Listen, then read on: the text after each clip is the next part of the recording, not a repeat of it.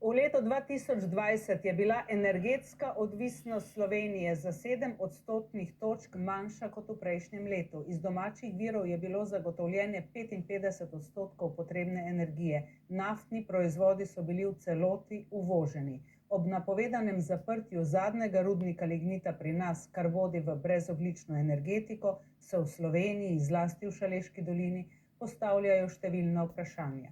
Denar, ki ga bo naša država prejela od Evropskega sklada za pravičnost in razvoj za prestrukturiranje, pa ne zadošča niti za nadomestni vir ogrevanja v dolini, poroča Vesna Deržek-Sovinek.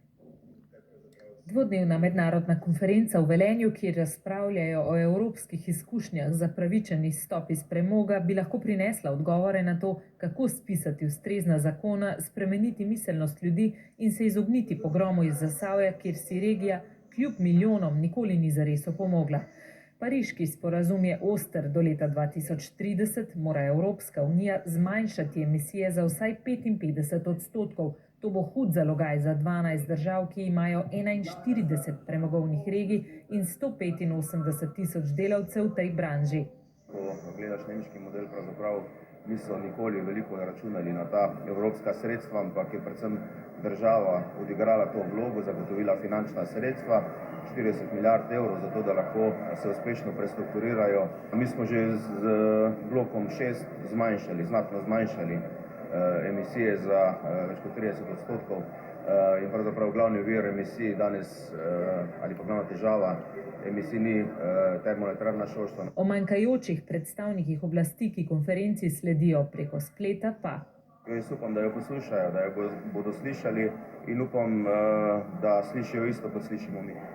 Nacionalni energetski in podnebni načrt predvideva vsaj 30-odstotno zmanjšanje emisij do leta 2030. Evropa medtem podira temperaturne rekorde, Evropejci pač rekorde porabe električne energije. Šaleška dolina opozarja, 5500 tukajšnjih delovnih mest, to je kar tretjina vseh, je vezanih na premogovništvo. 335 milijonov evropskih evrov je zato odločno premalo.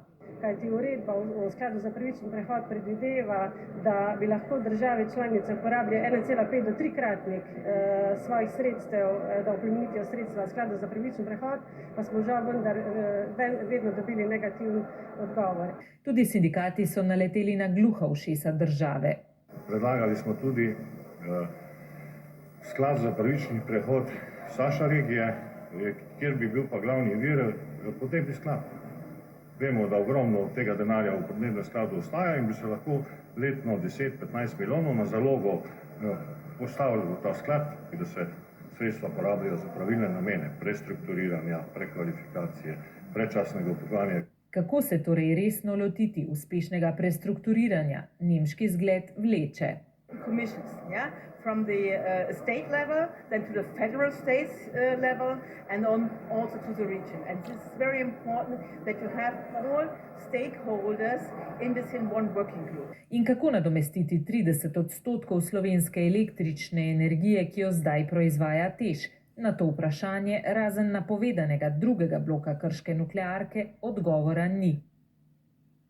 Dober večer, spoštovana gosta, gospod Marjan Eberlinc, predsednik Energetske zbornice Slovenije, in na povezavi v Novi Gorici gospod Robert Golob, predsednik uprave GEN-I-ja. Predlagam, da kar vidva odgovorita, kako nadomestiti izpad energije, ki smo jo dobivali iz TEŠ-a. Projekt je zahteven, terja veliko časa, veliko razmislekov je v družbi o tem, kako bi energetiki postopali v prihodnje. Vendar nekateri odgovori so dokaj poznani, jaz sem prepričan, da so že kar na dlani. Verjamemo v obnovljive vire energije, v določenem odstotku, v tem mislim predvsem sončno energijo, vetrno energijo, ki je nekako v obrobju dogajanja v Republiki Sloveniji, predvsem pa hidroprogram. Nekako nam je zastal, vidimo, da je pritisk okolja izredno velik in je zelo težko zgraditi določene projekte v Sloveniji. Vendar jaz mislim, da moramo biti optimisti.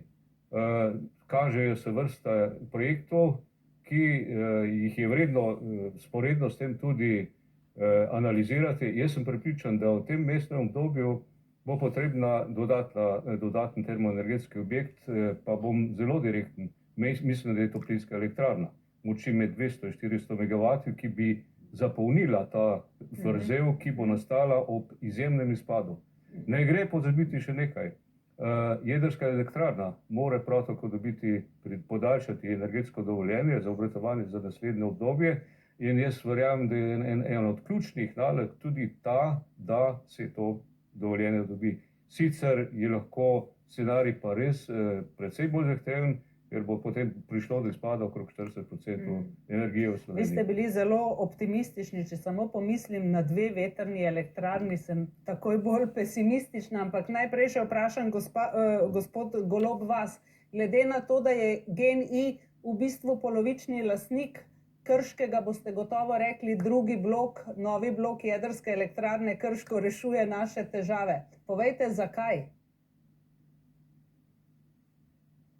Niti ne bo tako enoznačen moj odgovor. Bom pa povedal, da tehnologije so danes znane. To pomeni, da če vzamemo letnico 2033, potem je nadomestitev Šoštanja povsem izvedljiva. Zaplete se, če bi prišlo do nenadzorovanega izklopa termoelektrarne Šoštanj bistveno prej, naprimer v letu 2 ali 3. Takrat bi dejansko v sistemu se morali nasloniti namesto na lastne vire, na uvoz energije. In pri uvozu nikoli ne veš, kako se bo stvar obrnila.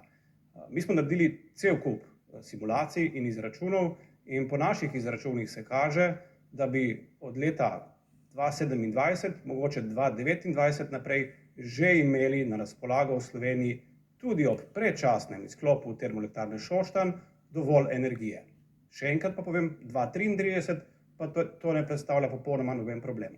No in ker ste že omenila jedrsko opcijo, v skupini GEN pripravljamo dobesedno strateški načrt, kako razogljičiti celotno slovensko energetiko do leta 2035. In da, v primeru izgradnje drugega bloka in pospešene solarizacije, pomeni na vsako streho sončno elektrarno, bi slovenska energetika lahko bila v celoti razogljičena že leta 2035. S tem bi se postavili na zeleni zemljevid Evrope. In mislim, da je vredno poskusiti. Dobro, vendarle nekaj pomislekov bi še enkrat rada rekla. Z vetrnimi elektrarnami, gospod Eberlinc, ne napredujemo.